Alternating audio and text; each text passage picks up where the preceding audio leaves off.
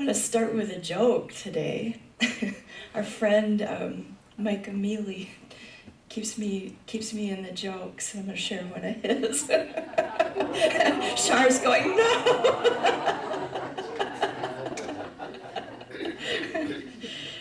I guess there were these two guys, two baseball players, kind of in a discussion. Have you all heard it? Wait. Maybe this was the joke of the week, I don't know. So these two baseball players are in a discussion about whether or not there's baseball in heaven. They really want to know if they're going to be able to play when they go to heaven. And they have a difference of opinion about that. But then they come up with a plan. They decide the first one who dies should come back and let the other one know if there's baseball in heaven. So years pass, and finally one of the ball players does die. And a few days later he appears to his friend and said, I have good news and I have bad news. The good news is, yes, indeed, there's baseball in heaven. The bad news is, you're on the roster to pitch next Friday. Did I do it right, Mike?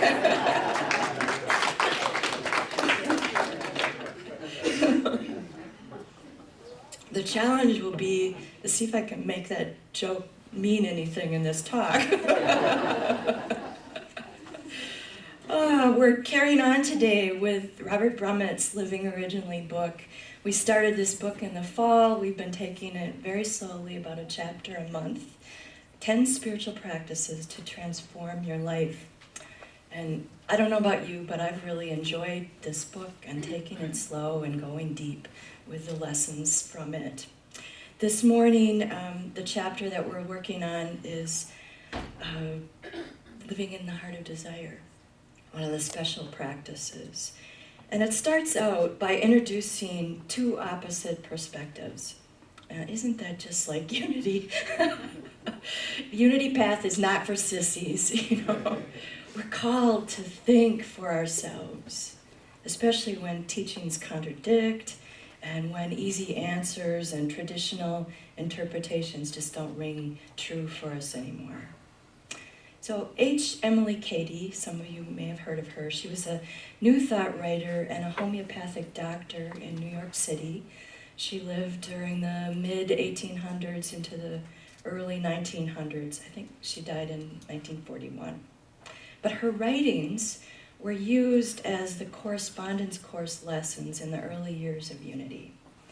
And later her writings were compiled into a Unity book called Lessons in Truth. She wrote in that book, what is desire? Desire in the heart is always God tapping at the door of your consciousness with his infinite supply. She said that desire itself comes from the heart of God. This is a very powerful idea, and you've probably heard it here before. Now, there's quite a different perspective from the teachings of Buddhism. The Buddha said, desire is the cause of all suffering. This is also a powerful idea, and it seems to go up against the idea that desire is always God tapping. So this morning, let's take a look at these conflicting ideas and find what truth they hold for us. When I looked up desire in an online dictionary, it said, desire is to want or wish for something. So then I looked up want. How is that different? Ironically, a want is to desire or wish for something. So Webster doesn't see much difference. They're interchangeable. To want, to desire, to long for something, all that is different than needing something, however. A need is something that a person must have in order to live. It's necessary or essential.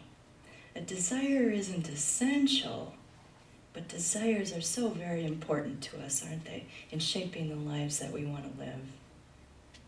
The Four Noble Truths are the foundation of Buddhism's teachings.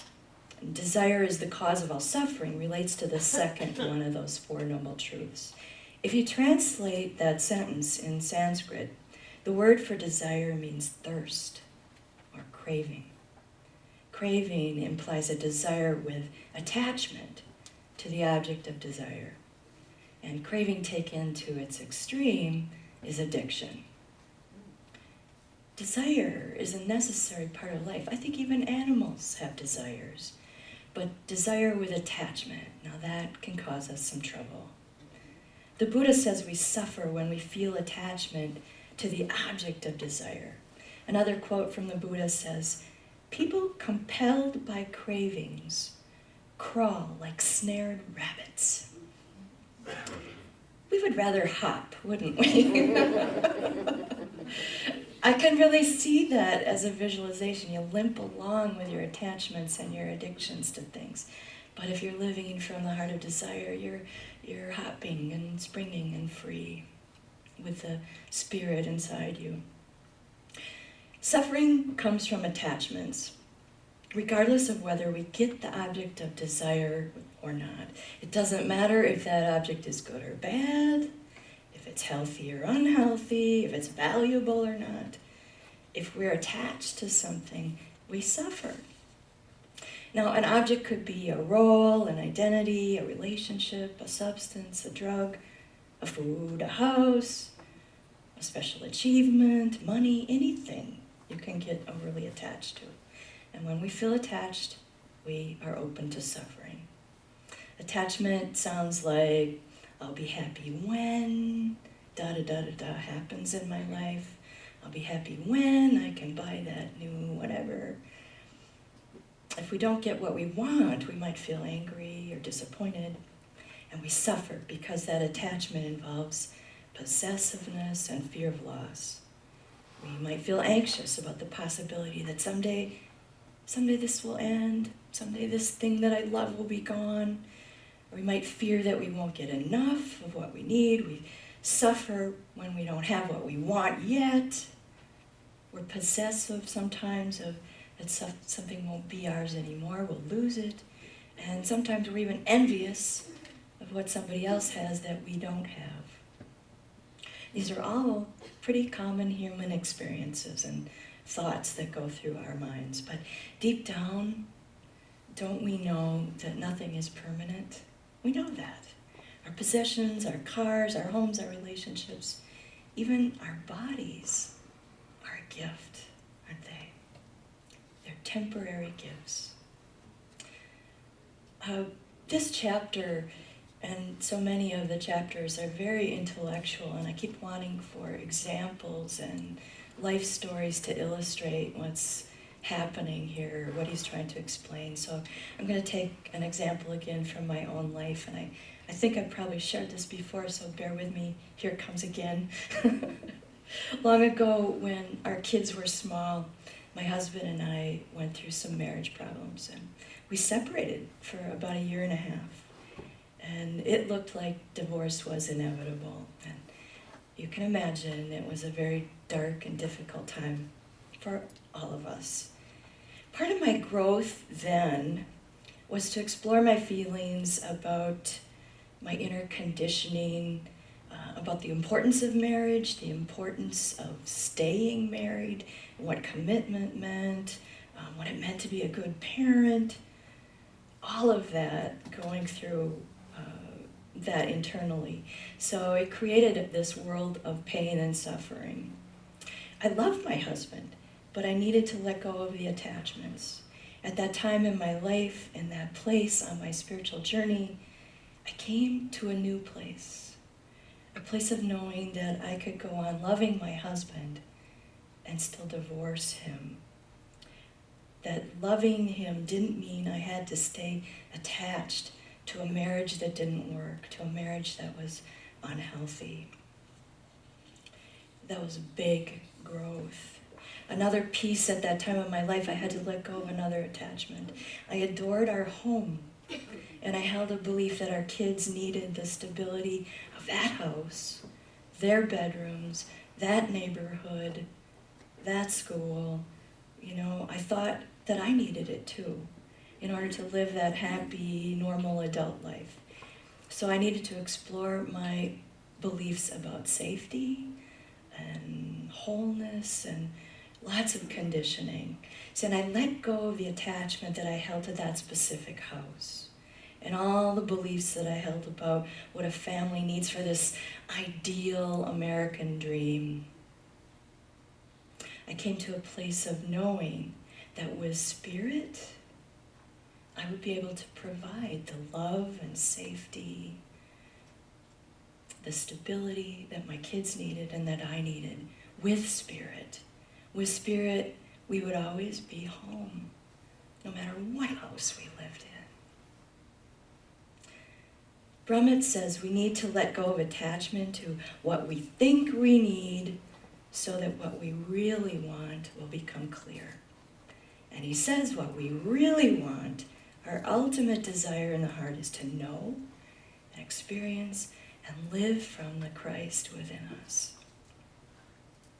Brummet says that we humans have more than survival instinct. You know, our animal friends have survival instinct. We have that too, but we also have a deep desire to grow and awaken spiritually. One more story about attachment, and this comes from a longtime Al-Anon member who shared this wisdom with me. She was talking about family gatherings, reunions, picnics, holidays with an extended family of active alcoholics. Okay. She said, you can plan an event, but you can't control the outcome. Right. Over the years, she had developed the ability to plan these big family gatherings and hold no attachment to how they would turn out. Now I want you to feel the difference in the energy when I say these things. I hope this family reunion goes smoothly. And then when I say, however this family reunion unfolds, I know I am whole and doing my best. There's a whole shift there, isn't there?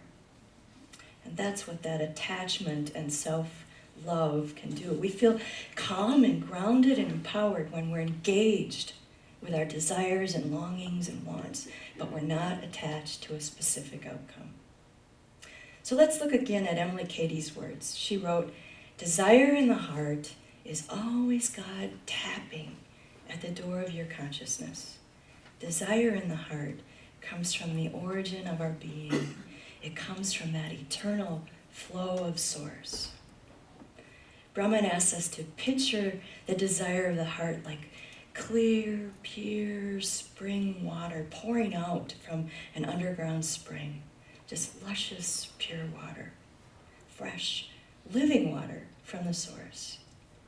So desire of the heart is pure and simple. It includes our survival, our love, and to be loved, more love, and the desire to express our unique gifts in the world. Desire of the heart is to express that clear, pure, spiritual energy. So how can I get that joke back in here?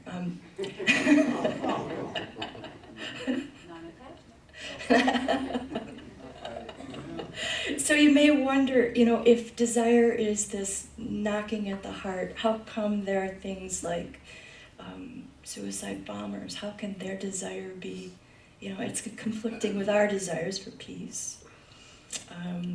At the baseball game, there are fans for one team and fans for the other team, and they desire different things, don't they? They're opposite teams to win. So Brahmet says this pure, fresh living water is filtered through our personality, through our body, our culture, our conditioning, and our collective and personal experience. And that pure, beautiful water gets a little polluted through these filters. Sometimes our wants and needs conflict with each other. And here's an example I think you can relate to. I have a want to eat healthy foods, right? Yeah, that sounds good. And I have a want to eat that double crust pizza with a sausage. And they conflict. You can relate. We can hold both desires in our mind at the same time. So how can we create a valuable spiritual practice of living in the heart of desire? Desire in the heart is God tapping at the door. Desire with attachment is the cause of all suffering. I added that with attachment. Brummet says our first step is to don't act immediately on every impulse we feel. There goes the pizza. Discernment. Discernment comes with slow self-observation, self-awareness. Now remember that self-awareness is the very first chapter we read in this book, and it's been part of every single chapter. It is so deeply a part of our spiritual practice. Becoming aware of our body sensations, our emotions, our thoughts, and our beliefs. And don't judge that, just notice. Notice what that is, and notice our desires. Allow every experience to happen, and then just feel what your desire is. And notice if your desires conflict with one another. Notice things that seem to bring out compulsive or addictive behavior, certain foods or certain activities. They might be triggers for you. Notice what you associate with them: power, acceptance, security, money, safety. Notice what triggers your unconscious behaviors and your reactions. And again, let go of all the judgment. Let go of those critical voices. This book isn't just like a self-help or a how-to. We're not trying to make specific behavior changes in this book. Instead, we're on a journey, a spiritual path to transform our consciousness. So our behaviors might change as a result of that, but that's not the objective. He wants us to practice self-awareness and self-acceptance every day. And let go of those beliefs that a specific object or a certain situation will provide our happiness. Embrace life in the moment, live in the now moment, and open up to that deep source of wisdom and light and creativity that lives within you. That intelligence within you knows what to do and when. Brummet says to keep asking ourselves, what do I really desire? And when the feelings and thoughts come up around that, to just keep working with that and let it evolve over time. Keep repeating that question. Mary Morrissey, who's the teacher of our prosperity class, says that longings and discontent are like guideposts in our life. They're markers along the path, and they help us find our way. So dialogue with your desire. Give it a voice. We talked one Sunday about 2 chairs, when you sit in a chair and talk to something in the other chair. Talk to your desire that way and have a dialogue. Or if you'd rather, do the journaling. Ask a question and then answer it. And the questions he suggests are, what do I desire? Write your answer. And how would I feel if I had that? And write out your answer. And again, Mary Morrissey has some great questions in the prosperity class. She said, ponder this question: what would I love? What would I be doing if I lived the life that I love? As Brummet at the end of the chapter warns us not to get complacent, not to avoid our desires, not to let life pass us by, worrying about getting attached or something. Go into this desire and find what it brings forth in you. And his warning reminded me of that beautiful quote by Joseph Campbell, follow your bliss. Yeah, so I'm going to read you that. Follow your bliss. If you do follow your bliss, you put yourself on a kind of track that has been there all the while waiting for you. And the life you ought to be living is the one you are living. When you can see that, you begin to meet people who are in the field of your bliss, and they open doors to you. I say, follow your bliss and don't be afraid, and doors will open where you didn't even know they were going to be. And if you follow your bliss, doors will open for you that wouldn't have opened for anyone else. Our goal with this practice, with living from the heart of desire, is to increase awareness. It's not to attain a state of perfection or acquire something specific. Brummet says that we can experience desire as a form of guidance that directs our soul, on our journey to awakening. He closes the chapter saying, transformational spirituality says, I'm willing to let go what I want in order to experience what I really want, which is to experience my own true nature. So follow your bliss, explore deeply, find your own true nature, know your humanness, and know your divinity. That beautiful, radiant, loving light that lives within you. You're part of this infinite wisdom that never ends. That is who you are. That is what you are. It is your true nature. So the divine light within me just honors and blesses and welcomes the divine light within you. Namaste.